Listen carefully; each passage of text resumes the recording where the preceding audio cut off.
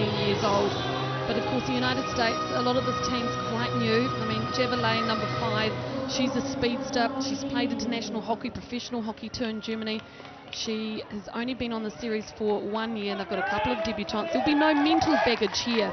They'll want to try and take New Zealand on big time. Sarah Goss leads out the New Zealand side, and Kelly Griffin, the captain for America, leads out her side. So the white, red and blue of America up against the all black from the New Zealand Sevens world team. Earlier today, New Zealand dispatching China 43 points to 0. And the United States had a very good win, winning 17-12. And a man now with the World Rugby as a full-time employer, one of the best referees on the circuit, there's no doubt about that. Rashavangi from Australia. Black, white. That a sign from the officials here, Mel. Man, this is going to be a tremendous game. They've got the number 1 referee in for it. And Team USA kick off, and it's a big, long, deep kick into the 22 of the New Zealanders. Taken in now, Hohepa, big tackle there. Coming in from Johnson. Clean contact on Hohepa, now the counter ruck. Coming in for the Americans, they've turned it over. And first possession for the Americans. Javelin gets it out wide to Calter. Running on the angle, trying to get on the outside. Calter almost away, 5 short. Tackle had to be made by Woodman, and it was. The Americans looking dangerous. Here comes the first try. Over is Javelin, and that's the perfect start for the Americans. All came from a mistake. They dominated the tackle colour. Hohepa's body position was just too high. Then Kelter, she took him on. There was about 3 defenders there. She went for it, pinned her ears back. And then Johnny on the spot. Javelin, very easy in the end. Well done, the United States. That's the way to kick it off. 13th try for the 29-year-old. And the support play, the execution, everything was perfect from the Americans. 7th here last year. They lost the cup final to England 29-12 in Houston, but what a different looking side the United States are in 2015 for the season.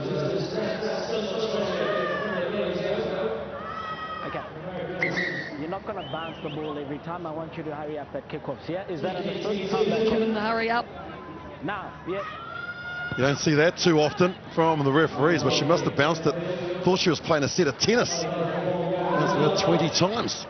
And so the Australian referee had a gutful, and now New Zealand here's Broughton stepping, beating 3 or 4 of the players, and now creating some space. Goss has it with Hohepa on the outside. Hohepa breaks the first tackle and the second. Now it's a foot race. Hohepa, 50 to go. Hohepa, she's got to look to her right because there's another defender. Goss is there. The captain is there, Sarah Goss. New Zealand looking to strike back, she's out. A lovely run from Hohepa, but the chase from the United States was brilliant. Fantastic defence, USA. And wow, what a break this was. It was Broughton who beat 3 players to allow her to have this opportunity. Hohepa and Sifalan coming across at sweep, ran her down. She had to pass it to Goss. Great work. Follian is so quick, that's not straight. Option, what do you want? Victoria Follian. Line out of scrum. Scrum, yeah. Follian, track and field at university, and she showed every single piece of that class. That was try time for the New Zealanders. Well, in normal circumstances it is, but okay, crouch. The Americans have had a good preparation leading into this. Nathan Wong with the field, a good scrum. And they push it wide. A little step from Broughton. Broughton's through, and Broughton will score. So New Zealand hit back immediately.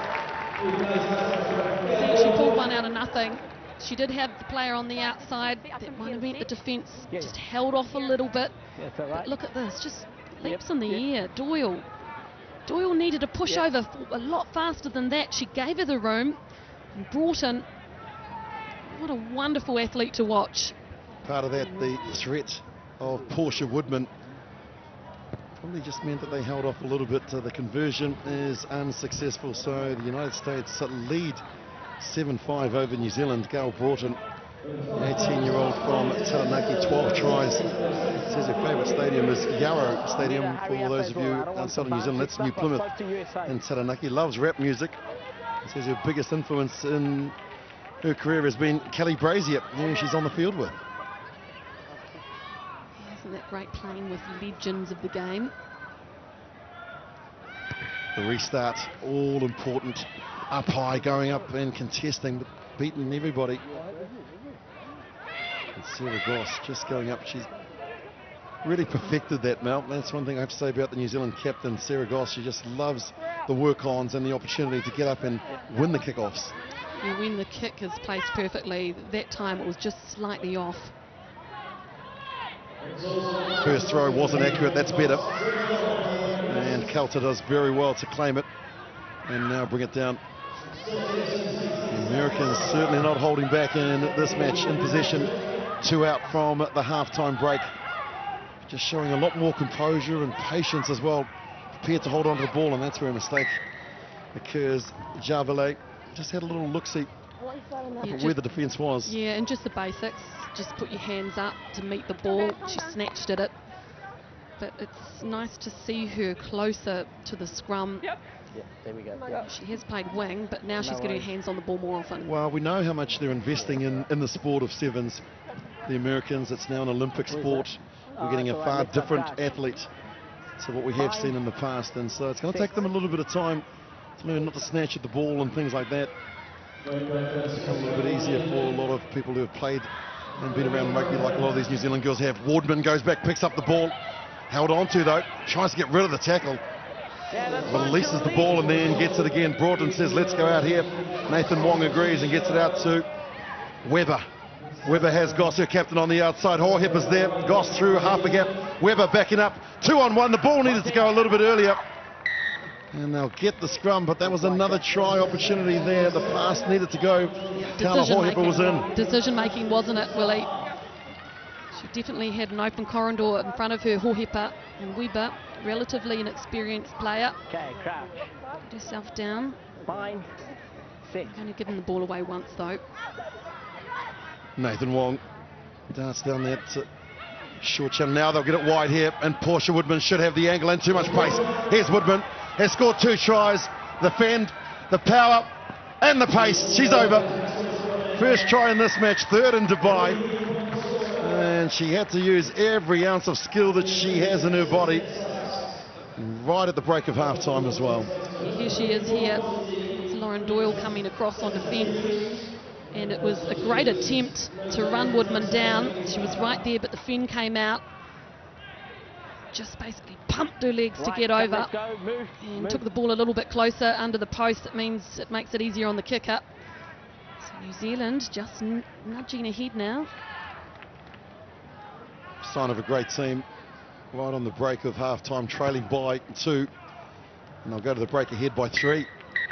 So half-time here in Dubai, 2nd match in Pool A for these 2 sides. It's epic. New Zealand lead by 2 tries to 1, an advantage of 10-7.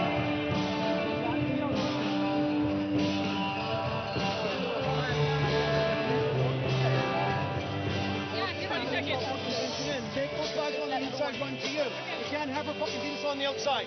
Come on in. Hey, breathe.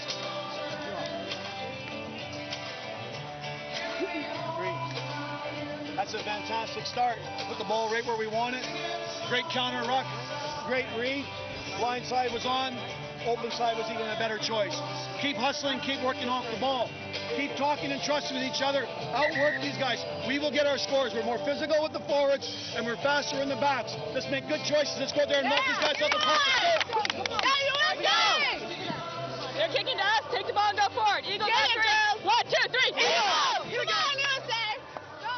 Yeah, I got Rick Suggett with a very simple message of the perfect start. It really was for the Americans, but they just dropped off the pace a little, and New Zealand took the opportunities that were offered to them.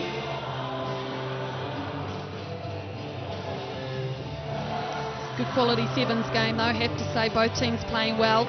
So close. Anything can happen. It's only 7 minutes. One error can let the other team in, and it's good night, nurse. Black.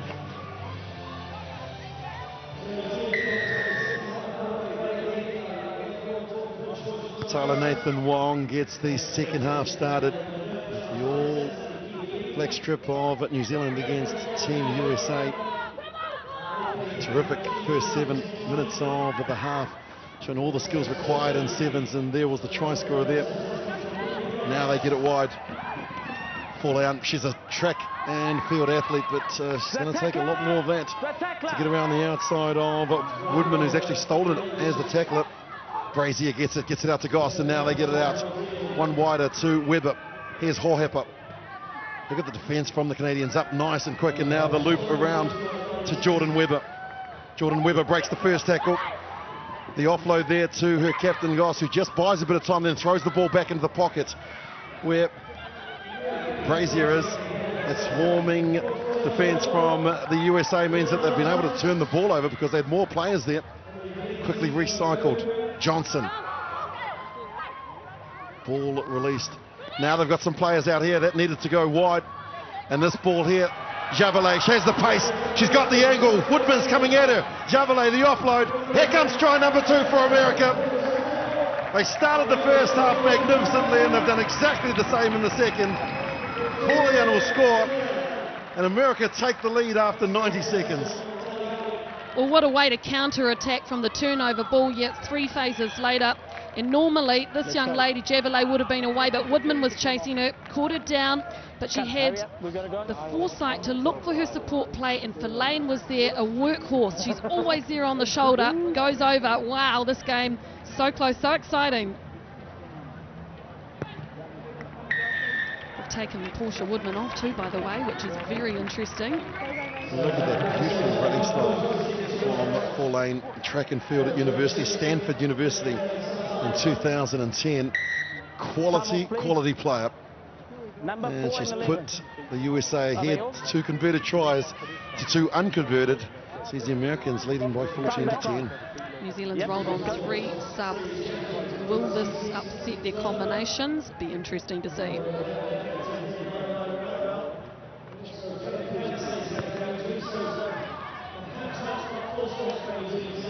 Lions on in the no-numbered shirt as the New Zealanders have it all in front of them now. 4.5 to go. The lovely step there, and then the acceleration from Broughton.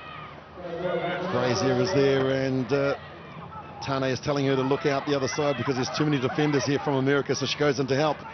She's caught, buys a little bit of time as Nathan Wong has the ball and gets it wide out to the outside. Lovely pop pass here. This is New Zealand at its best. And here she goes, Captain Fantastic. They won't catch Sarah Goss. They caught the Americans napping. They moved the ball from one side of the field to the other. And look at that, she's just jogging along there with the Australian referee, having a little chat about how beautiful the conditions are here. And that's a captain's knock, and it's come at the most important time. Sarah Goss deserved that for sure. But at the beginning of this, it was Tane saying there's space out wide, so they moved it to this point. Goss was there. She's fit, she's fast. She was on the end of it, and there's Rasta having a bit of a laugh. Who's he looking at? It was a race, wasn't it? Well, we know how quick he is, and I'm not sure whether she would have beaten him. He is a very, very quick runner. Is he Australian referee? White, please. Sign of a class side. And they can be punished, as New Zealand were, by the United States, and then just next possession, they score.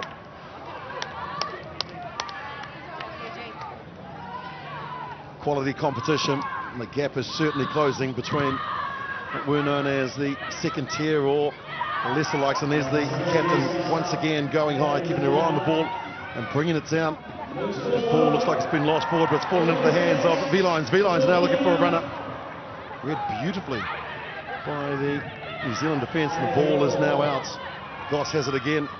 The half-back pass, the dive pass out to Broughton. Broughton steps and now gets it out to Tane. Verlaine equal to the challenge and coming making that tackle. New Zealand, a lot of ball going around, which would be a concern.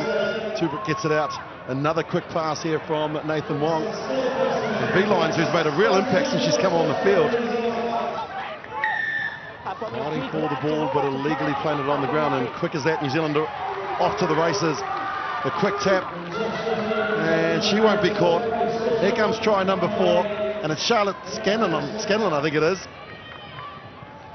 She's just come on the field. She's hardly had a chance to touch the ball. Her first touch, and it's a try.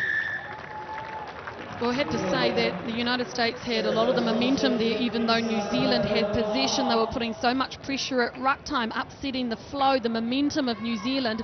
Somehow they managed to get it out to the far side of the field, and Scan was there. No, that's Ruby Tui, apologies. She had a great mind to basically just quick tap and run for it. Pretty simple stuff, but in the end it has meant that her team has a little more breathing space. Fitness, experience, and it's all counting at the crucial times for the Americans. There's Sean Horan as he's seeing the impact that it's made, getting those fresh legs onto the field. First touch for Ruby Tui, and it's her 4th try in her 3rd event. Yep, 7, let's go. What's that again, subs? What's that? 11. 7 missed tackles. 11. Far too many for the Americans, just the one from New Zealand. Time back on. And so time now is back on, last 60 seconds. They've been tested today, New Zealand, in this particular game, not so much against China, and the concern would be the pattern and a lot of individual play, as opposed to playing like a team. Goss goes up and tries to win the contact area of the ball at the collision of the kickoff, and making the tackle ball in the hands of the Americans. They scored 2 converted tries. Stop, and stop Shapuritz. Yep, thank you. And then Javelay kicks possession away. And back to retrieve it. There's Nathan Wangshaw by a bit of time. Javelay gets there, and now the tackle is made. Tubik. All of them getting back, and Brazier says, let's go forward before anything else, finding some space. 4 Lane is back there first. She'll get it. Tane, the first defender, she'll try and beat her on the outside. 4 Lane. 4 Lane's through. Just a sweep and a beat. Has she got the step and the pace? Approaches the tackle now, and it's right around the bootlaces. Had to be made. The tackle there, that's an entry at the tackle. Good tackle from a tiny little girl, telling Nathan Wan. Here she is for Lan. Just try to jump over her as we watch play again. She did too, and now they're breaking away. The Australians through Griffin. Ball is released. Doyle goes in and releases it again. There she goes. 4 Lane. Now she's going to try and power through, but she's caught. 10 short. Penalty advantage. More advantage for the Americans. They need to get it wide. They've certainly got more numbers out to the right. Offside and an entry. Pretty well explained there. Metre short, but she reaches out, and I think it is 4 Lane again in for her 2nd try. She did it the hard way, Mel, but eventually she got there. Well, it doesn't matter. She's been a standout for her team in this match for sure. She can run it wide, use her pace, or she can take it straight up into contact and win that battle too. They kept on working, didn't they, the United States of America? That's lovely. Beat 2 to get over. Her 2nd try in the match. The Americans 3rd. And Lopez is looking to close that gap. It won't win them the game. Nonetheless, a spirited and gutsy performance from the Americans. But New Zealand have prevailed 4 tries to 3. The world champions in New Zealand have beaten the United States of America.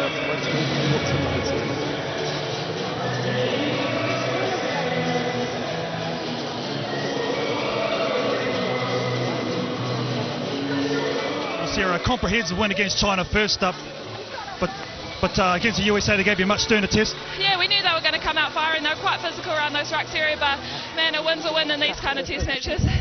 I mean, I suppose the turning point for me was not only your try, but I suppose more importantly the regather from that restart. Yeah, Tiny's been putting it on the money all day, so it's just our job to go get it back. Where can you improve in the next game? Oh, we need to set rucks. We need to actually get a platform for us to use our strengths out wide, which is our speed. All right, Sarah, good luck. Thank you.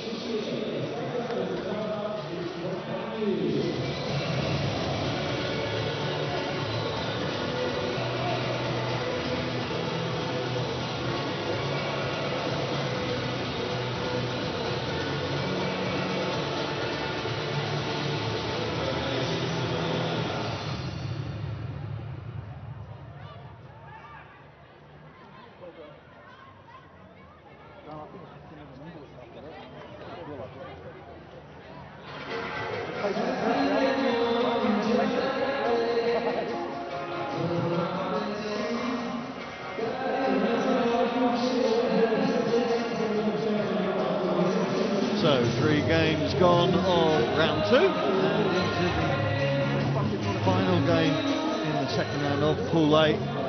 Russia, who in that first match against the USA went so close but not close enough, and then China coming up against the might of the Black Ferns to start operations, always going to be a difficult task. Interesting to see whether Russia can kick on or whether China are going to actually show what they're about in this tournament. So when you look at these teams going out, are Russia 2 obvious favourites? Russia is certainly obvious favourites, far more experienced. They've performed far better on big stages like this in the past. China had a really disappointing first game. Russia not all that good either, but they're just far more experienced, so you'd expect Russia to come out on top. Well, the stats kind of tell their own tale, don't they? History between the two sides, as brief as it may be there, but China yet to actually score a try against the Russians, and psychologically it would be huge could they get over the whitewash. Yeah, you'd think Russia would have looked at the way that New Zealand played against China. New Zealand put pressure on China, and China's core skills let them down under pressure, and so you'd imagine that Russia would be trying to do the same thing, really put pressure on them.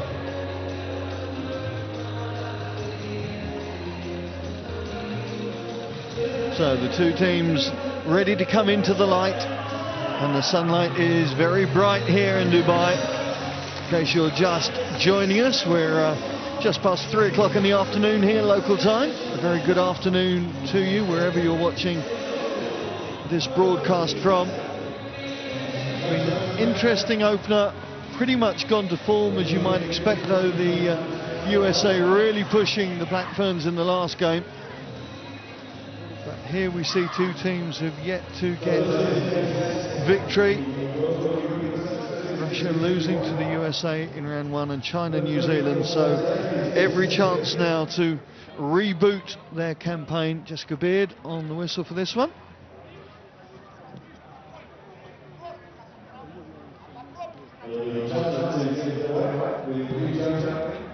China, no question, the best in Asia at sevens. But it really is a steep learning curve to go from those sort of tournaments to the World Rugby Women's Sevens World Series. Russia immediately getting into a flowing pattern with Bogacheva. She was quite prevalent in that game against the USA. China's tackling already being put to the test. You see the way that the Russians able to move the ball out of the contact. Hamidova, try scorer against the Eagles, and she's going to be try scorer against China too. Getting through tackles, a lengthy stride pattern helping her towards the posts. Yeah, she still had a lot to do there, though, Hamidova. We said in the last game we just didn't think the Russians were getting the ball in her hands enough here. They got the ball to her early. She's got a lot to do, but she's so good at stepping inside and then from almost a standing start to get that speed going again. That's exactly what she does there. A quick kiss of the ball and in under the post. We love the celebrations. We've seen splashes, we've seen kisses. And it's good to see the girls really enjoying their fun in the sun this afternoon. Just got to be careful you don't knock it on in the process, then you'll be in trouble with the coach. Yeah, and you're going to be vilified through digital platforms for the rest of your life. Well, Julie Liang recovering to get the ball for her team. And China being forced to work from deep. Chang Chen wearing 9, making her debut in this tournament, but unable to get a winger away. The Russians quick to get the game going again. China going to have to keep on their toes in this game. It's very obvious that the Russians want to get through the gears very quickly, and Kazakova showing yet again that they have plenty of pace to expose any flaws in the China defence. Yeah, simple missed tackles for China at the moment. That was Sun Ting, I think, just missing a simple one-on-one tackle, and you can't afford to do that in sevens. Only 7 players on the pitch. Once you break the line, There's very, very little cover defence left, and it's such a powerful run from Kazakova. Nobody's catching her. Kazakova, who won the gold medal in the World Student Games in Kazan 18 months ago now. And showing there she has plenty of pace to expose any weak tackling. And China have got to hit their tackles. Of course, they were pummeled pretty much in that first game against New Zealand. It wasn't easy to miss 11 tackles and only get 12 effective tackles, as we call it. It gives you an idea of how much duress their defence was under in that first game. Susie Chow sets it back for Liu Yang. China looking to get width on the ball. Chang Chen trying to get outside a marker. It's a slow ball though, coming back from Liu Guangwan. Penalty goes to China though.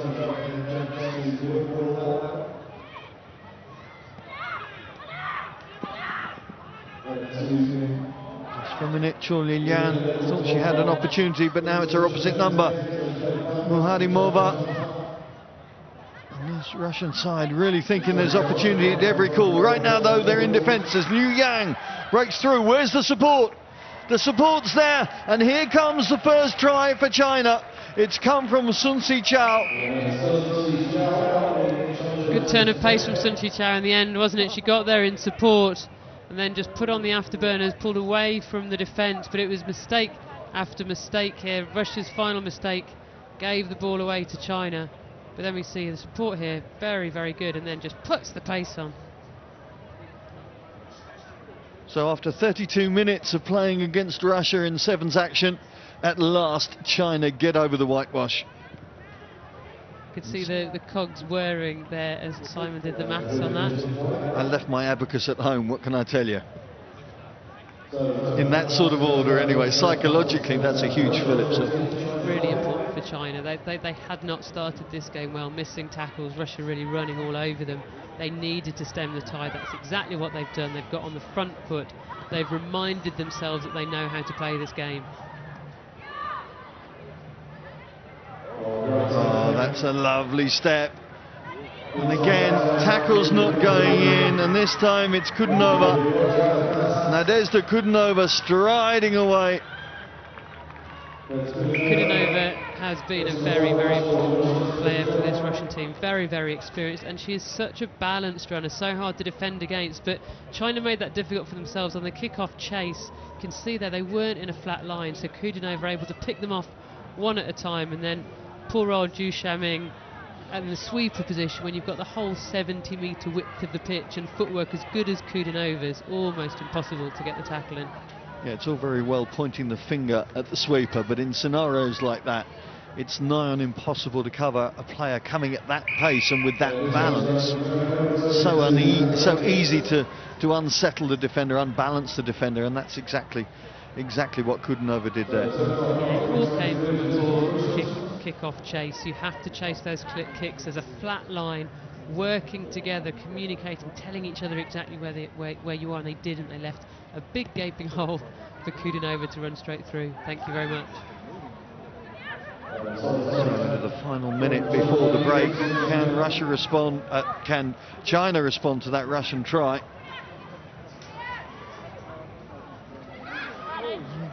Just trying to change direction off the pass, and it's allowed Bogacheva to refeed the Russians.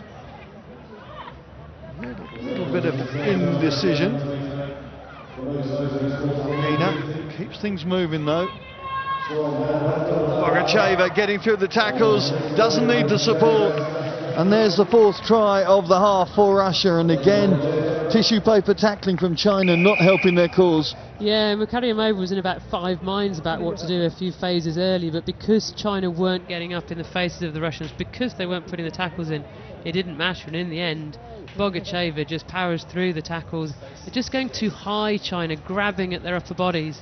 You've got to get low, especially against these powerful powerful players like Russia have, you've got to take them low, grab their ankles. No one can run if you're grabbing their ankles together. Well, the scoreline is pretty emphatic at half-time. What are the coaches going to say to change things? Well, we shall find out in just a moment's time. Half-time, though, Russia in command.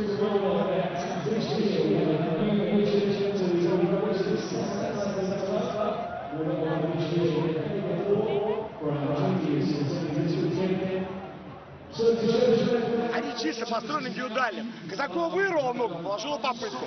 Байзак подрезала игрока, положила попытку. Алена вырвалась, положила попытку. А игры-то нету, вы посмотрите. Вы все на месте, по сути. Где опять спина? Где удары рядом? Начинайте тренироваться, додавливать. И не важно счет. Где? Я хочу во втором тайме увидеть спину, рядом. Должно это все быть. Заканчивание в край и в защите такого не должно быть. Девушки, подпрессовывайте, выжирайте их. Один борется, вы понимаете, остальные разбирают игроков. Настя меняется, Кукина выходит. Молодец, давай, 3, 4, Россия! Ты сама определяешь, с какой точки.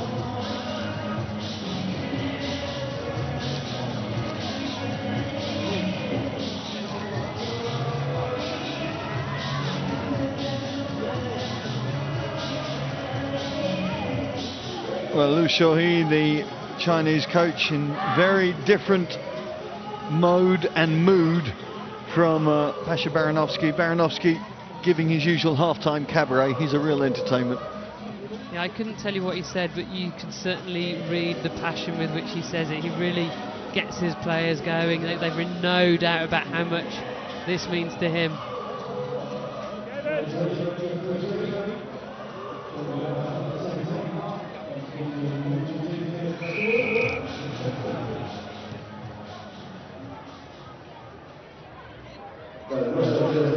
So no doubt the message for China was to execute and try and reduce the number of mistakes, the number of missed tackles that have happened through that first half, and allowed the Russian team to flow right from the word go, really. Good coverage from Hamidova on this near flank, and that work bearing dividends as Lu Yuanwan was penalised. But here goes Petrova. Oh, Petrova turning on the afterburners and cruising past the defenders.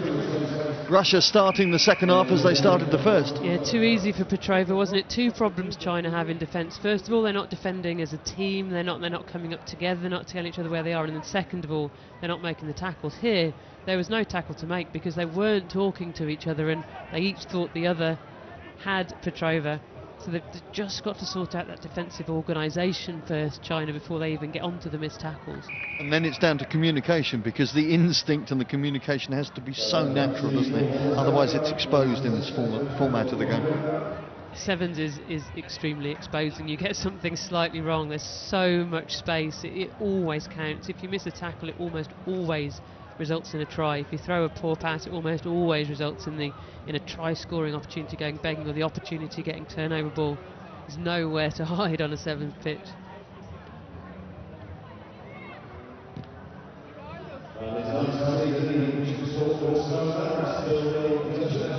So China looking to get some confidence into their game. Trying to slide through there was number 11 Chu Lilian, being penalised for holding onto the ball, and once again it just allows this Russian attack to click into gear so easily in this game. Hamidova try score in the first half, of course, but can't get the pass away on that occasion to Petrova. Coming over with Willie Lacey's pet Kate there, ball in under the wrong arm, couldn't get the handoff in. If she'd had the ball under her left arm, she'd have been able to get that right hand out, hand off the last-ditch defender. A lot of the older girls, he said carefully, in that Chinese side have now retired over the last couple of years. So it is, generally speaking, a younger Chinese side that's beginning to find its feet, I guess, Sue, isn't it? Average age of 22.5 is a fair indicator of that. Yeah, and the average age of 22.5 for a Chinese team, a little bit different to your average age of 22 for the New Zealand team that we were just watching, because those New Zealand players have probably been playing, you know, on the beach since they were 2 or 3 years old. They've grown up with rugby. A lot of these Chinese players won't have, so they're still very much in learning phase, and so yeah, they're really missing the experience that they used to have. Which relates to that instinct thing we were just talking about. It is innate in the Kiwis, in the Aussies probably as well, maybe in the Fijians, but you know, for new teams to rugby, they're still having to think about it rather than be able to react immediately. And here come the Russians again. Well, they've thought about it, and they've thought they're going to go over for another try, and this time it's Ruziet Editsi, and it's try number 6. Yeah, we shouldn't take anything away from Russia here. It hasn't been a good performance from China, but it has been a very, very tidy performance from Russia. They'd have been very disappointed after the last game, but here they've just done the simple things very, very well. There's been good structure to their game. When there's been a gap, they've taken it. They've pressed really hard in defence, so not given China a minute to stop and to think and to let any instincts that they're starting to grow in rugby kick in. So lovely performance from Russia.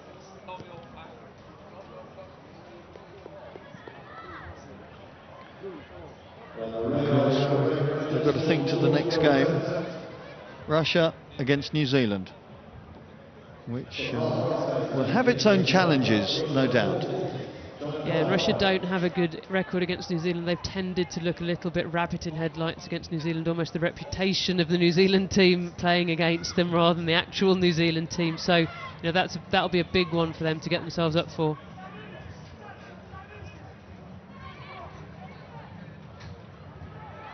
That's a good burst coming in from Cho Lin-Yang. Good tackle consequently coming in from Kudinova. And the contact bearing fruit for Russia again. Excellent tackle from Kudinova. Excellent tackle. We talked earlier on about how important she is to this Russian team. Lovely footwork, ball in 2 hands, but there you see the defensive side of her game. We talked earlier again about how difficult it is in that sweeper position when you've got the whole pitch to cover, but there was no way she was missing that tackle.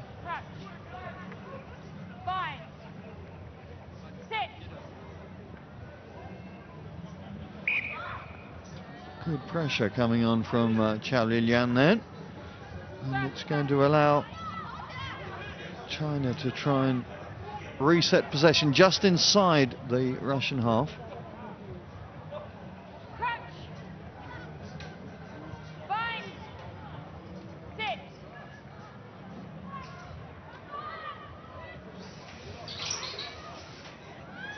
Move it out to that left flank. The wrap around from Yu Xiaoming on that occasion. Chen Kui couldn't release the ball. They're going to have another look at that left flank, see what the opportunities are. Oh, unlucky. Again, really good pressing defence from Russia. I don't think it was a tactic for China. Let's have another go down the blind side. They were pushed down the blind side because Russia came up so quickly in the middle of the field, not giving the Chinese any space at all, and consequently they've got themselves a turnover and Russian put in at the line out.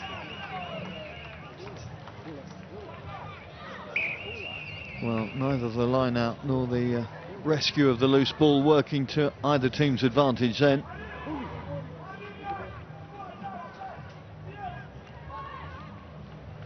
It is very much a learning curve. I mean, we talked about it for China, and I suppose you have to look, you know, this is Asia's best team. We saw it in the 15s in the World Cup with Kazakhstan. It is a big step up, and any experience is good experience, no matter how challenging it is. But they've got to now be able to utilise this experience to take things on and to challenge other teams. All right, it may not be the New Zealands of this world, but, you know, they will expect to be able to press the European champions like Russia, maybe closer than that scoreline suggests. Yeah, absolutely right. It is difficult. It's a big step up, and you play at regional level, and suddenly you're on the world stage against the next level up of teams, and the whole thing is just at a faster pace and far more precise. But yeah, the experience will do them good, and eventually they'll get there. Beautiful stepping from Rugget Adichie, and she goes over for her second try.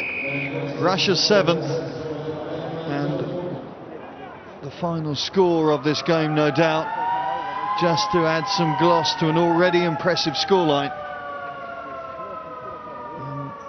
Adichie showing great balance and good pace as well, and good awareness to realign her sat-nav to take her underneath the posts.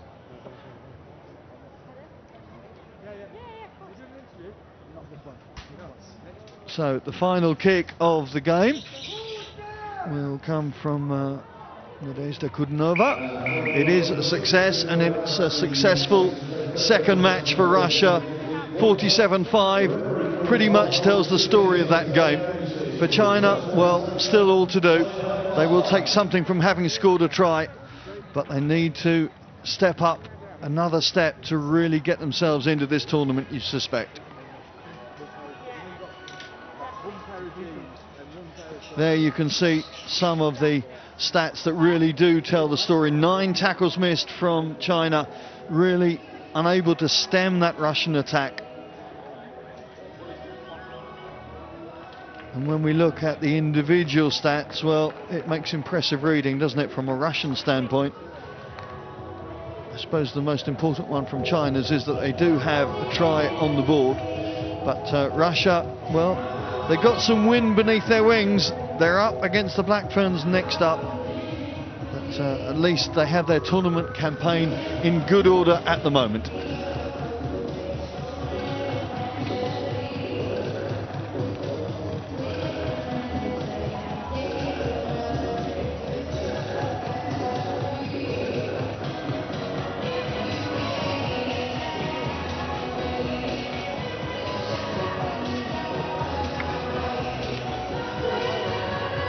Plenty of games coming up to keep you entertained here at the Women's Sevens World Series. Up next, Canada against Fiji. England then take on Brazil. England looking very good in their first round. France and South Africa should be a beauty. Australia against Spain, United States against China. And the final 2 matches of day 1 here in Dubai at the Sevens is New Zealand against Russia and Fiji to take on Brazil.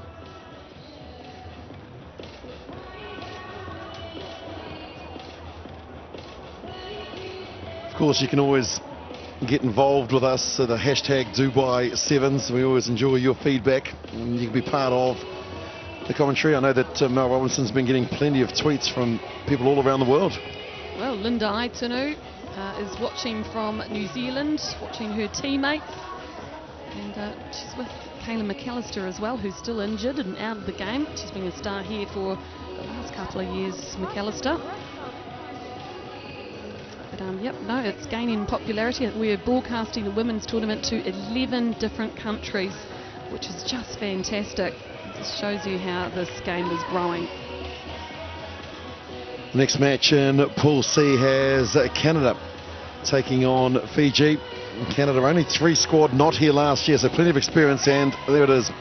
They have never ever, well, they have met once before in Guangzhou. And Canada getting the job done with 26 points to 5.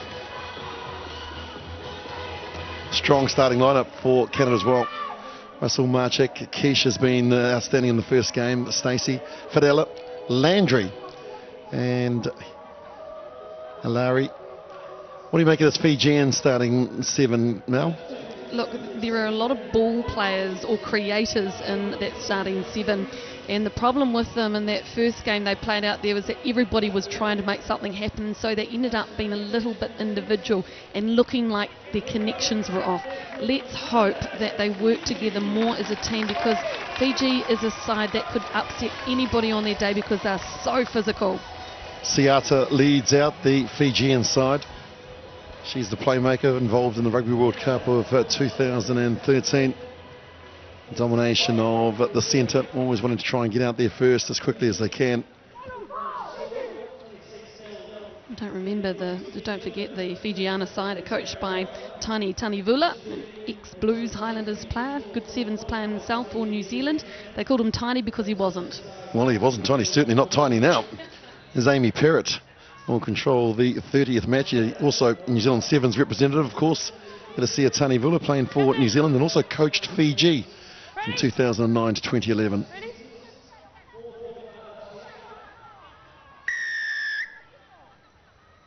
Fiji to start the game, and a grubber kick, just look at it go the 10 metres and one possession immediately. So change of tactics here from Fiji just to get the ball as Raivisa runs wide. The Canadians caught napping on that occasion. It just went the required 10 metres, and so possession for the Fijians. Stacey goes in to make the tackle. You can see how physical the Canadians are, not wanting to give them too many opportunities.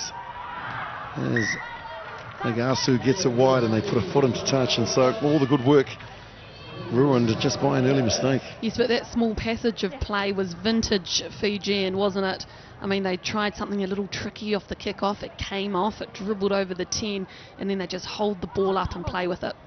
Kish, she goes high as she often does and dominates that area of the game. Jennifer Kish. Illegal.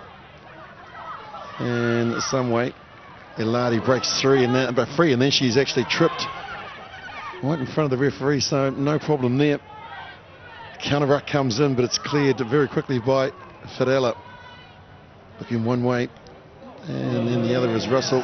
Now here's a good break coming in from Landry. Landry scored a hat-trick in the opening match, and she's going to score her 4th try to become the top try scorer here in Dubai on day one. Landry's got plenty of pace, and she's certainly showing that today on day one. Yeah, I think if there's one X-Factor player you have to watch if you're playing against Canada, it's this young lady here. And they did really well. Oh, that looked a little bit forward actually, didn't it? But hey, doesn't matter. Shaped up the dummy. She had Jennifer Kish on her left-hand side, didn't need her. And at the end of the day, the Fijian defence just wasn't set up to be able to even try and scramble that back.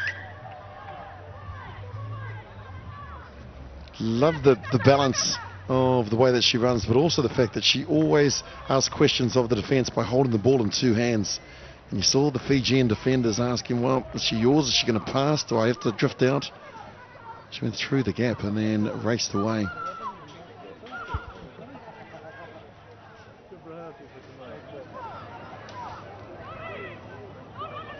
Restart from the try scorer is high and giving the chase of Russell a chance to get up there and make a tackle as the Fijians go lateral. Siata.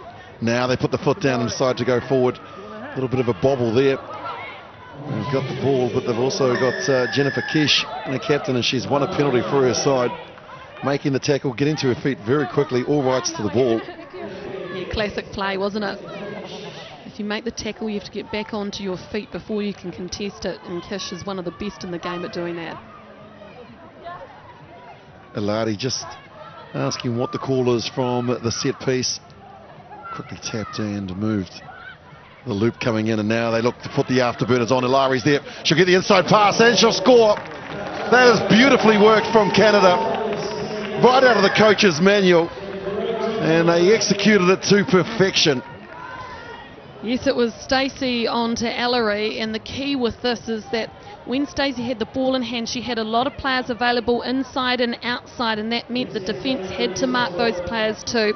It was this one here who ran onto it, Ellery, and ended up just ghosting through the gap. Beautiful to watch. She scored a try earlier in the victory against Brazil by 26 points to 10.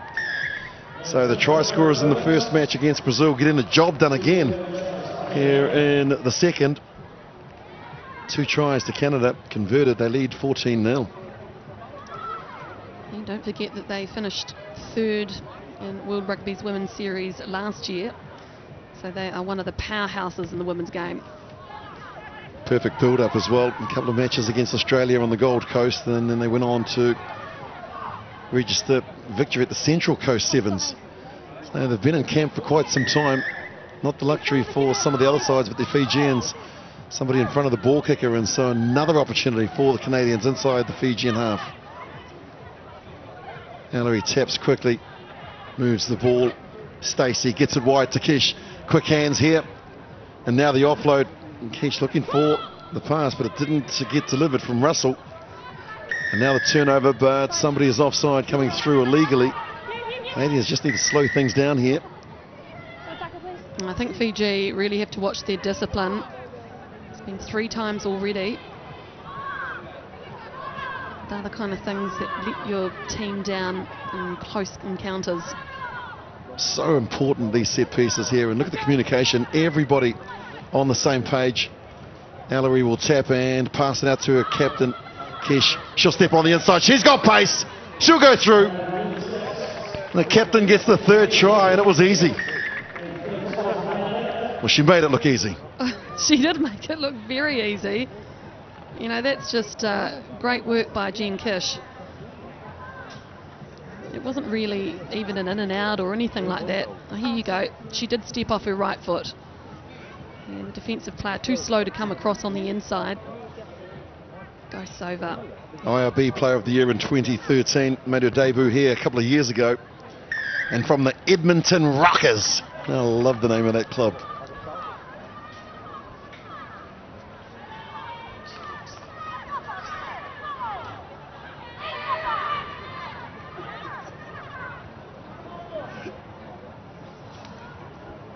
Tackles completed pretty even.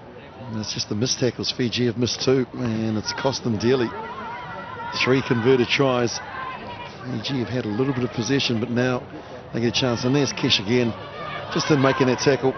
Another turnover, and on this occasion it's Stacey. Will she get the speed wobbles? No, she offloads beautifully to Russell, and Kelly Russell goes in to score the 4th for Canada. This is a great performance from a side that finished 3rd last year. They were sending out a warning signal to all the big players here. They mean business in 2015. Yeah, well, when Fiji had the ball then, they were looking to put it into the offload. Look at this tackle. There's Kish. There you go. She was looking for her support players, but that just wasn't accurate at all. It was Ellery who came through in the pocket there. Stacey involved. And then, of course, Kelly Russell nearly hit the dirt, managed to regain through under the post. I know she hasn't got any points next to her name, but Ashley Stacey has been deliberate. And if she was playing basketball for any basketball franchise, she would have 3 assists. 4 converted tries to the Canadians. They lead 28-0.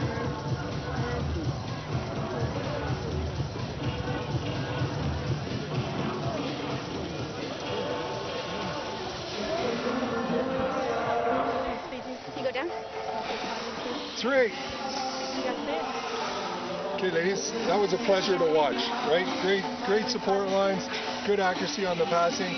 Right, so there are a couple things when we get a set, we know they're going to be back, especially off those lineups. We go off the top. Let's get a stationary pass for 5 to get 6, just that one more step because they are flying up. If we give it to her early, we can take advantage of that step. 5 stationary. So, yeah, just move it, all right, and hold your depth 6. Right, great job. Mandy, you're going to be in, you and Karen together. You're the king, Karen's the ace, and Millie's in the middle, okay? Okay, hook spot? Yeah, the hook, all right? Cool. Kelly and Kish, you're coming off. Okay, more execution, right? Let's see if we can keep this focus and keep going. So, we're kicking off, right? Yeah, we received them. Okay. 4 times lucky here, Chis. Let's go for that 2 Here we go, we got it. Square, here we go. That's great communication, isn't it? After 7 minutes, they forgot who kicked off, and so they're all looking around. But I love the way that John Tate started. Pleasure to watch, girls. It's a real pleasure to watch. I mean, he's so positive, and that's infectious. That's just brilliant when you're a player and you've got a coach that comes on and just offers advice like that. I'd laugh more than anything else. Well, I've never heard that. I've never had a coach say that to any of the teams I've ever played in. Would have been quite nice, actually. Yeah, most of the coaches you had, I'm sure, were screaming and pulling their hair out.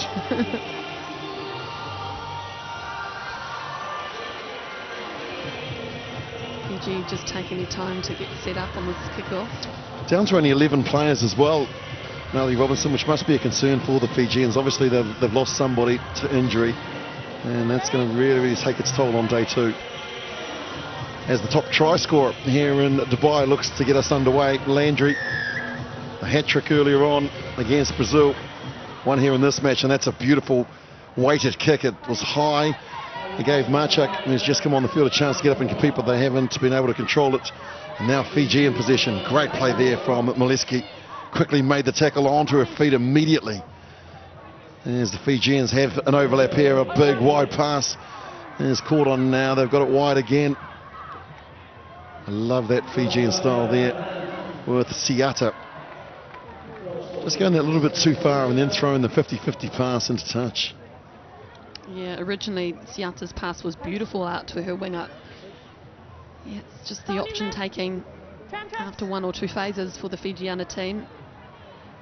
Rawati is a Fiji touch representative and member of the Rugby World Cup in 2013, so they've got some experience, have the Fijian team. As Siata goes into contact again, Stacey there to make the tackle, quickly recycled. That's been the problem, is too much of the Fijian ball. It hasn't gone to hand, it's gone to ground as they push it wide. Vondo standing out wide is Ravisa, and now they've looped around. Hands on the ball again is Siata. She's the playmaker. Look at that. She's got clear, but she won't be able to break the tackle of Landry. Comes across and makes it. And now the Fijians in possession. Ratu Uluva. The kick is the right option. There's the pace there. Watch for the bounce. It's been lost forward, unfortunately, by Nangasu. And Nagasar there. The option was right, Mel. The option was lovely, and the execution was good too. I just question if this Fijiana team has any out-and-out pace. They've obviously got very physical players. They've got a lot of creative girls, but that out-and-out pace, that's where maybe they have to find a couple more athletes to add to the squad. They've got Brittany Coates. She's the one that's missing from the team sheet. I wonder if she's been injured. Yeah, it's going to be interesting because she's made the decision to represent the Fijian father, so that's what gives you the right. And now they're just crabbing across the field, are the Canadians, equal to the task. And the defensive lines are the Fijians. Aladi scoops it out, and now they try and break away. It becomes a foot race. Defend there, lovely strength by Molesky. Now she's trying to buy some time as she offloads here. Aladi is there yet again, and she's lost it forward because she had a player on the inside. And Pakan, if they could have released that pass, it was try time again. Yeah, very lucky there, Fiji. I think it was Ratuluva who missed the tackle here. Here it is, just going far too high. Then she went for the foot tap. Needed to get her technique right, go in with her shoulder. And the chaser, putting the pressure on there, reeling her in. Saved the try, really. No support play either until this late moment. By that time, the Fijian defence was back too. Yeah, that was Aladi, and she had another player on the inside. She could have released it, lost it forward. That's a good scrum for the Canadians, and they've won possession back. The counter ruck comes in from the Fijians. They flood that breakdown area, quickly tapped, and now the offload. Ravoto, that's a lovely pass out wide to Ravisa. Standing out on the left-hand wing, good clean out as well. Here goes Rongitha, and they're finally going to get a try here, the fastest player in the team. And Rongitha scores try number 1 for Fiji. Yeah, good inject off the bench. Didn't start this match. She's got a lot of skills and speed. She's probably their fastest player if you were to take Coates out of the equation. But really all from broken play, and so the defensive system from the Canadian team's just not set up. And that gave her the opportunity to go for the try. Well, she's come from good genes as well, Mel, because she's the daughter of flying Josefo Rongitha. And he can shift, and he's got some electric feet. The daughter on makes an impact right from the get-go, and finally, good. Fiji score their first try in this match. Time back. Yeah, they're one of the core teams for this World Rugby series this year over the 6 legs. I think it will take them a little bit of time to get their combinations, and most importantly, being on the road, they're very family orientated. It's the challenge for their coach Tani Villa to get them really comfortable in these circumstances so they can play to their potential. Well, they're playing against a bunch of professionals because the Canadians are contracted and they spend a lot of time together working on the basic skills, nutrition, everything. There's no contracted players in this Fijian side, and in fact there are only 250 registered players in Fiji. So the pool of talent is not that deep. They certainly haven't disgraced themselves, and that's a lovely turnover as well. Going in, making the tackle, and being effective was Siata, the playmaker. Here she is. Hopefully that gap closes down. Now they started to bunch and they need to get it wide. Getha is the try scorer there, and now they're just getting a little bit tangled up. The Fijians running to where the ball is as opposed to where the space, and it's been stolen. Canada now with ball and possession, and she won't be caught, Molesky. Like a thief in the night, she pinched the ball, and she's got enough pace to get there as well. Kyla Molesky. Try number 5 for the Canadians. Yeah, Fiji, they did all the hard work there. They were using the offload game, sitting in the pocket, but they kept going backwards because of this defensive system and the rip, the burgle that happened right there. Beautiful strip from Molesky. And then just far too much speed, although the chaser came across and really put a big effort in there from Ravato. Those little legs were pumping, weren't they? She knew that she had the angle, she had the pace. Her 16th try in her career. And another master stroke from John Tate. Impact from the bench. They've got some quality here, this Canadian side. And I've been asking the question now, is this our year? Can we topple Australia or New Zealand? And England look fantastic in this tournament as well. So some real heavyweights in the women's division. Well, they can certainly topple of Australia. They have beaten them already this year. So the restart, Marchuk goes up. And she gets the ball down to Mandy Marchuk. Powerful. Taking in the defenders. Oh, this is brilliant! She had no right to score that try. She got the ball from the kickoff and then she just said, catch me if you can. And the Fijians couldn't. Yeah, this is all about go forward. And see this here, missed tackle. That's crucial. She just kept going. Momentum, just kept going forward. Put her head down. Another missed tackle from Fiji, and then you can see the number 3 there coming in just far too high in her body position, Siata. She needed to come in low and make the big hit to stop her, but it was a very good individual try. All the experience in the world as well. Mandy Marchuk, 3 15-a-side Rugby World Cups in 2006, 2010, and also was involved this year in 2014. So there is the try scorer, 6 tries to 1, comprehensive. And still time for the restart. And they look to try and kick it dead, I'd imagine, here. The Fijians will want to try and play Longetha. She gets the ball. And the kick through. Nagasal giving possession back to the Canadians. Harvey takes it in. Can they score their 7th try, the Canadians? She's already scored 1, has Molesky. Quickly cleared, coming out of the line. They needed to pass it quickly there because they've got space out to the left if they can move it, and that's where they try and push it. One more pass from Packard would have done the job because Mandy Marchuk was standing out on the left-hand flank by herself. Possession, dominating, a lot of good patience as well. Another new player onto the ball. Boris gets her first chance to touch the ball. Harvey has it. Harvey into contact, the offload. Here's Molesky. Spins, turns, a lot of unselfish play here from the Canadians. Good finish here from both sides, knocking it back, and this will be a try. Greenshields was on the spot, the 22-year-old. She scores her first try in international rugby. Ooh, I don't want to put a dampener on this try, but I tell you what, there was a Canadian player off their feet on the ground. He got involved again.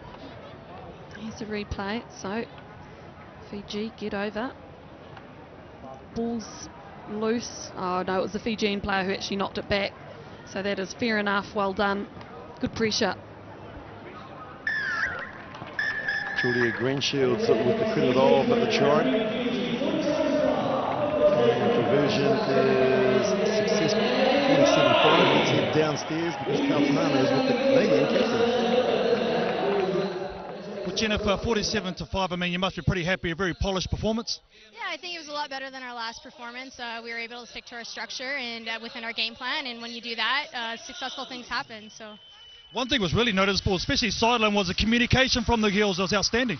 Yeah, that was one of our main goals. Last game, it was really quiet, so Fiji plays a really offload-ish kind of game, and if you're not talking, they can pull you out of line pretty easily and get through the gaps. So the communication helped seal our win, I guess.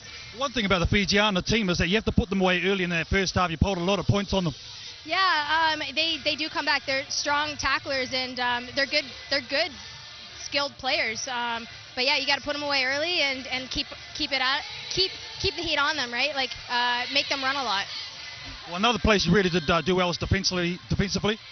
Pardon me? Another area you did well is defensively.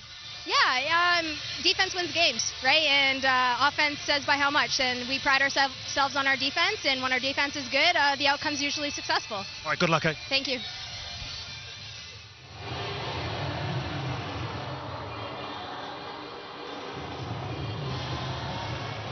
So Jen Kish, happy with the lot so far. How are England going to show now? Maybe the main contenders against Canada for that top spot, up against a Brazil side who pushed the Canadians a little in that opening game. But as you can see, England making 5 changes from their starting lineup for this game. Sue Day sat alongside me. How much is that going to impact on the way that England play, or will it indeed? Oh, it will always impact a little bit. 5 changes, it makes it hard to have complete continuity from the previous game, but they've had a few weeks in camp all together now, so they'll all know the patterns that they should be playing. It means there's a lot of experience for England on the bench. Burford, Waterman, Chamberlain, Richardson, Staniford have all played a huge amount of rugby sevens for England, so it's an inexperienced England side against a Brazil side who are hopefully on the up. Good result against Canada in the previous game. They lost, but they really gave Canada a good run for their money. Certainly of all the teams that we're seeing now, Brazil should be the most relaxed because they know that they're going to be in Rio 2016. They have an automatic place. Does that impact on the psychology? Possibly. There's been a lot of chat about qualification for Rio, and it does put that little bit of extra pressure on every single team, except for, as you say, Brazil. For them, it's in the bag. Alhambra Nieves on the whistle for this one. History book would point towards an England win. 2 from 2 in previous encounters, the last of which of course was in Amsterdam on 1905, and the first was here 2 years ago when England ran in 22 unanswered points. This new look England side for this game has to settle itself fairly quickly as Emily Scott feeds out to Amy Wilson-Hardy.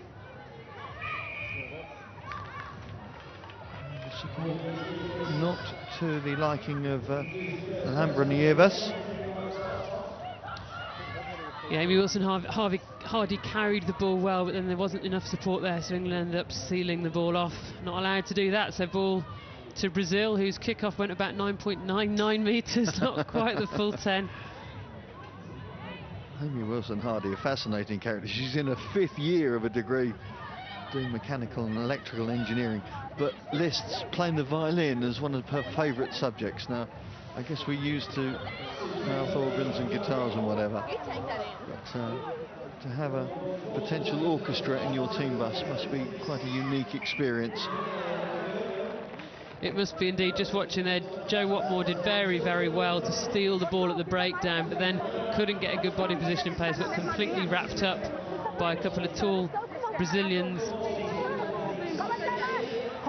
Joe Watmore, one of the 2 that have stayed in the starting lineup from that first game. Natasha Hunt, the other one.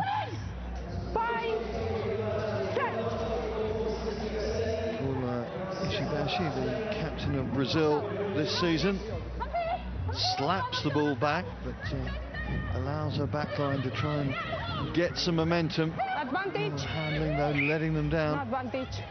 Chris Neal been working so hard with the women's and the men's sevens, it has to be said, dividing his time between the 2 since he was appointed back in March of last year. Canterbury coach Chris Neal, and you can see the advance that he's made in that time, can't you?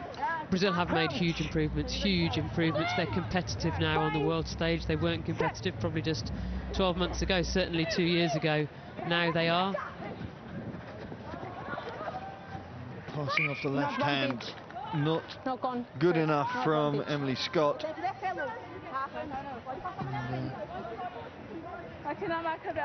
Didn't help Claire Allen, as it was fading, to say the least. Yeah, it gave Claire Allen too much to do there, too far in front of her, falling too far on the floor. So far, a very, very scrappy game. Neither team has really hit their straps.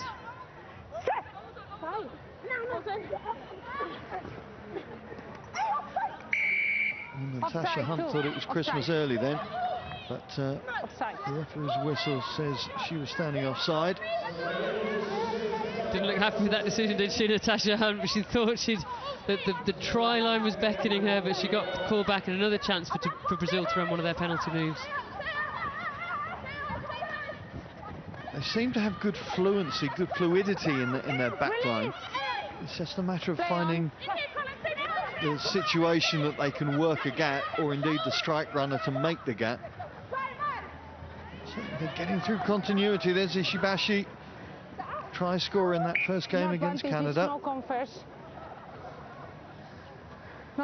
Very, very scrappy. Both teams forcing turnovers, but not being able to get clean ball off the turnover, so the referee having to blow a whistle for scrummages a lot. So no fluidity so far.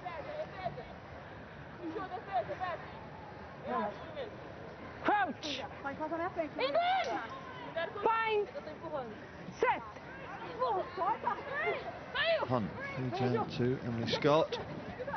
Claire Allen invites Jo Watmore to have a sprint. Good work from Watmore, getting the ball back to Claire Allen, and Claire Allen is going to stride through, despite the attentions of the Brazilian captain, for the first try of the game. Yeah, first bit of good possession for England, and finally having that bit of possession made it look relatively easy. Got the ball out just through the hands of Scott, Allen, and into Jo Watmore's hands. I was a little bit surprised she didn't go for the outside, but what she did do was cutting off her right foot, held both defenders. Claire Allen recycled herself around the outside, no defenders left because Jo Watmore's pulled them both in, and so easy in the end for Claire Allen. And it sounds very simplistic to say, but if you pull two defenders in, it means there's got to be a space. And on that occasion, the space was very evident on the outside, but good strength from Jo Watmore in the tackle, and awareness that Allen was coming up in support. So, first try on the board for England. It's taken a while to get there. Is that going to ease them into their game plan now?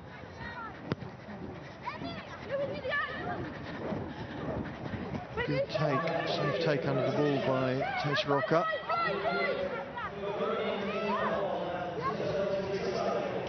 And even just inside two games, you see a lot more confidence in the Brazilian handling. Their belief that every pass will stick is there, but the pass hasn't stuck there, and it's going to be Natasha Hunt who is going to need no second invitation, or just adding a coup de grace to get nearer the posts.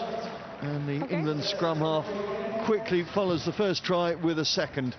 Yeah, that was good work at the breakdown, wasn't it, from England? Just really getting low in the ruck area there. The ball spilled free and Natasha Hunt pounced on it. Thanks. Here we see that turnover, and just looking to see who it was at the breakdown that set that opportunity up for Hunt. Okay. Yeah, for England it was Alex Matthews, so the one true 15s forward in the squad, if you like, using her contact skills to really good use there, getting in at the breakdown, pumping over the ball and just leaving it there for Natasha Hunt to pick up. Nice clear run into the line. Alex Matthews, who of course is the younger sister of Fran. Fran played sevens last season, and Alex getting the chance to show what she can do this.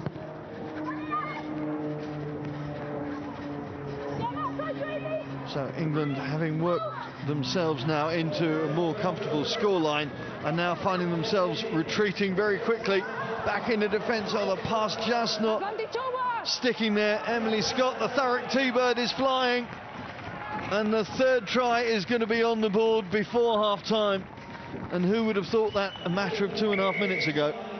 Yeah, England have turned this one around. Emily Scott, 1 minute, she was looking up in front of her, could see two Brazilians descending on her at pace. She was just holding them up. She didn't overcommit in defence, and here she is. But I mean, the error came from Brazil, really. It was unfortunate for Brazil, but Emily Scott on hand there just to pick up and run it in. Well, England confidence has shown through at the end of the half. And much as they may have been biding their time in the early exchanges, it's come through good with a trio of tries before the break, and a convincing half-time score of 15-0 will please Simon Middleton and no doubt the England camp, though they will be wanting to move through into different gears in the second half.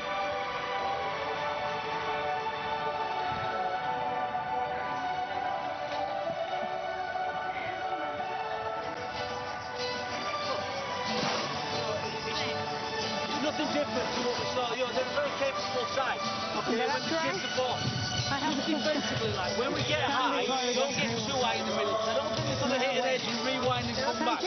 Put them on a hit an edge and give a contact. Then we're just overworking in the middle a little bit. Stay up there a little bit, but don't push right up.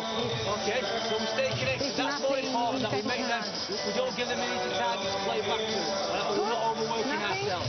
Look, keep the tempo in the game like we keep talking about. On tap fence, just squeeze up with each other a little bit more, yeah? If we just get ourselves a little bit isolated, we can probably play a little bit short and a little bit more direct to them. As I said, play into them, we'll short them up and then we can get them on the edge. Don't think, wide all the time. Hit some targets in the middle, off the ball, get our shape, like 3-1, and then pick them up from that. If everybody starts to rewind, that's exactly what they've done. There's no problem, the ball goes away from that. You've got to pull back the other side. Yeah? Right, look, we're in the game now. We need everything we can get. Keep the tempo up, possession. Every time we get possession, we work well with it. Right? We've got to work a little bit harder with it to make something happen, rather than relying on their mistakes. Okay, so let's work to keep possession when we've got it, get some shape, right? Stay energy in the game. We'll make some subs in about 2 or 3 minutes. Start kick off, girls. Make a decision now where we're going. Okay. Let's go, Leanne. Let's go, Mum. So Middleton's message getting through to the England troops. What has Chris Neal been able to instill into the Brazilian side? Looking at some of the stats from half-time, and in passes completed, it shows Brazil having completed 14 to England's 5. Now, that doesn't tell the story of the whole game, of course it doesn't, but it is indicative of the patience that England have shown and the opportunity that Brazil have had that they haven't been able to capitalise on. Yeah, Brazil have had a lot of possession actually, and England haven't really created all that much. They've just been patient in defence, pressuring Brazil and waited for mistakes to happen.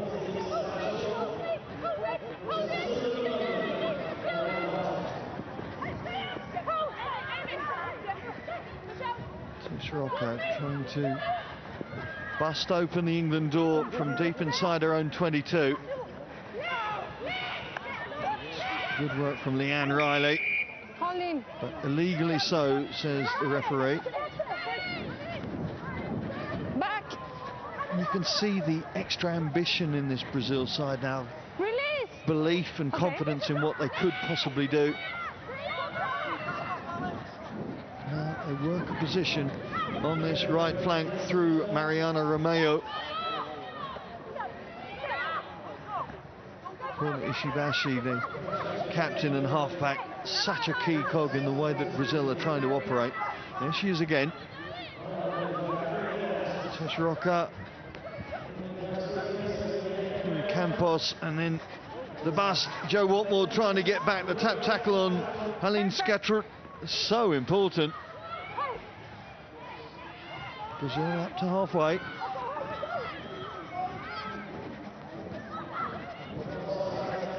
Getting plenty of flow into their game now. Just looking for the opportunity to get a more direct run. And that's where England's defence has worked very well to pull across and eventually shut the door. Yeah, very good continuity from Brazil. Good defence from England, but they're hanging off a little bit. Brazil made a lot of ground there without really making a line break. They just went round the outsides, which teams are taking around the outside and they're making a lot of ground. It shows that the defence is really hanging off. So Brazil made probably 60 metres there without actually going through the middle. So England hanging off a little bit, but the patience has paid off. They've got the knock on from Brazil, but good continuity from Brazil. Well, the changes being made, you can see Waterman replacing Joe Watmore. And also Natasha Hunt being replaced by Rachel Burford, who played at prop in the first game and looks like she's going to step in at scrum half for the second. Time on. She's very, very experienced sevens player, Rachel Burford. Pretty much any position on the pitch she can play if you really ask her to, but she played a lot at scrum half. Set. Stay. It's out. Well, a scrappy scrum eventually allows Brazil to take possession of the ball. Good work from the Brazilian forwards there. And now trying to get immediate width on the attack. Back. Aline Scatrup sets it back once again as they try and find opportunity. As Sue said, plenty of lateral movement to their attack without the real opportunity to go forward, but now they have it with Juliana Estevez Santos, and it's inside to Julia Sada. Well, patience paying off for Brazil.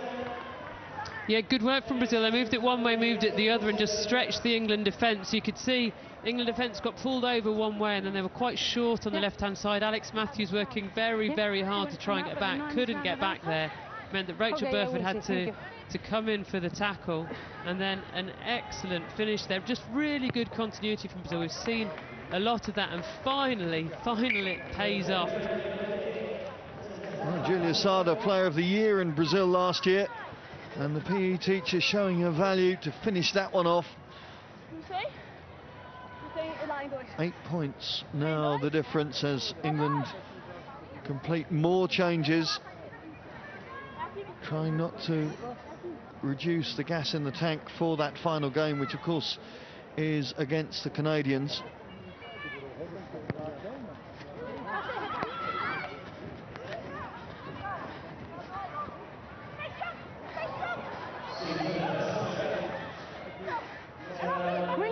Good handoff from Claire Allen, but in the end the ball is lost. And this England defence getting a fair old testing, particularly in this second half. As Asado tries to straighten the line. Please, play on. Accuracy of passing not helping the momentum in the attack. Back. It's gone back again, but again the ball hits the deck and forces Brazil to reboot their attack. 9 hands.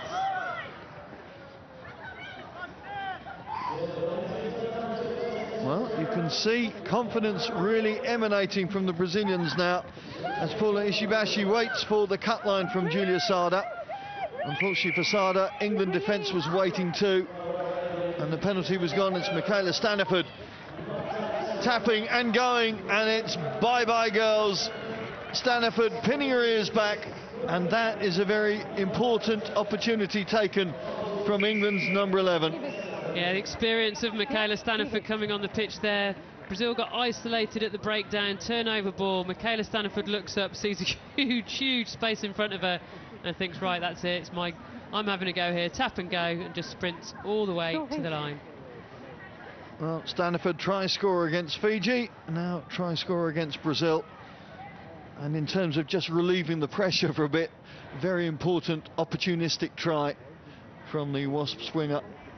Yeah, two good performances though from Brazil now. Against Canada, 26 points to 10, so gave Canada a good game now. 20 points to 7 with a minute and a half to go against England. It's a big step up from Brazil, and they've really benefited from playing up almost the whole of the last World Series. They'll really benefit from playing the whole of this one. They're going to give teams a run for their money at these Rio Olympics.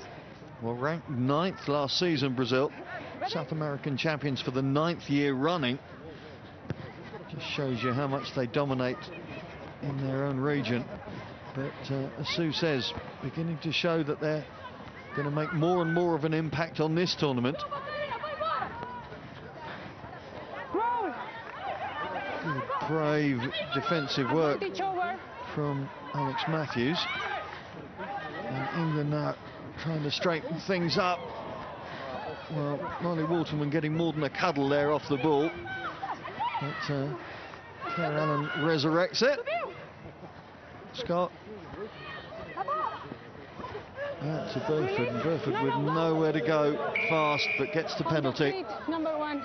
Yeah, off their feet at the tackle there, Brazil. Rachel Burford picking the pace up, tap and go. Scott waiting for Staniford to cut the line, she duly does.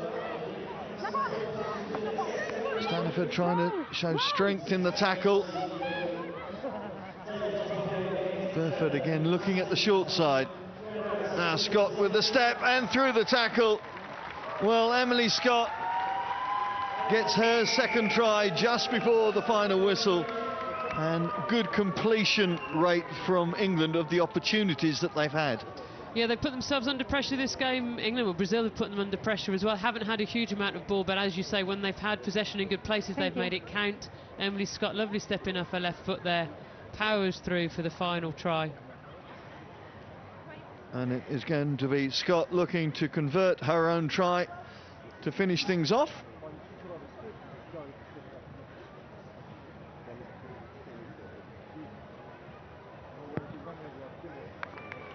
Well, the 22-year-old adds 2 points to England's tally for a convincing win on the scoreboard, but they've had quite a test against the Brazil girls and sets them up in good stead for that final game of the pool against Canada. 29-7 the final score.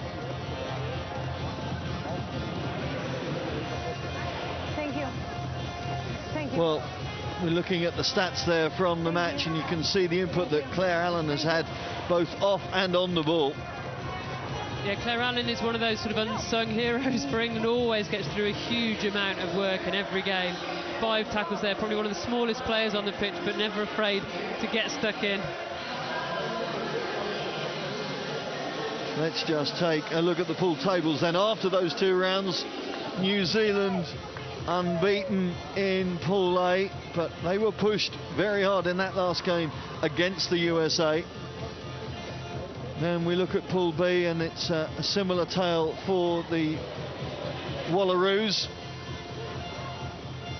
And then that last game ensures that it is England on top of the table with Canada, and of course setting things up beautifully for the final game of the day between those two. We're going to take a half an hour, 45-minute break now before the next game. It's France against South Africa.